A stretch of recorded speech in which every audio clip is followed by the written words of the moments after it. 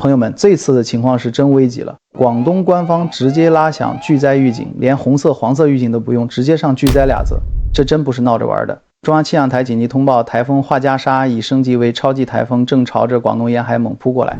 要知道，它只是在菲律宾擦边而过，就把当地马路变成了滚滚河道，汽车像玩具一样被冲得七倒八歪，破坏力简直不敢想象。面对这种级别的自然灾害，说不慌是假的。以前天灾来了只能靠人扛，西方国家等着看咱们受灾。但今天我要告诉你，别怕，咱们的救灾黑科技时刻准备着上场。8旋翼救援无人机就是空中担架，最大75公斤的载重量，哪怕7级横风、零下40度的极端天气，都能在断桥断路上开辟生命通道。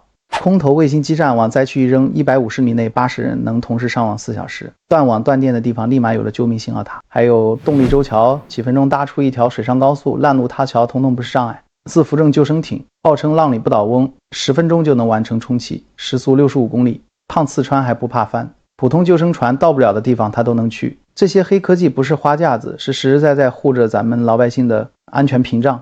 这次画家沙来袭不仅是一场自然灾害，更是中国救灾体系的一次实战检验。我们有技术，有装备，更有决心。天灾再猛，也猛不过中国人的智慧和准备。如果此刻你也为这些抗灾利器带来的安心感动容，不妨点个赞，把这份安全感分享给身边人，相信咱们一定能稳稳扛过这场硬仗，平平安安度过难关。我是每天给大家带来正能量的硅基智能创始人司马浩鹏，关注我，带你解锁更多硬核科技。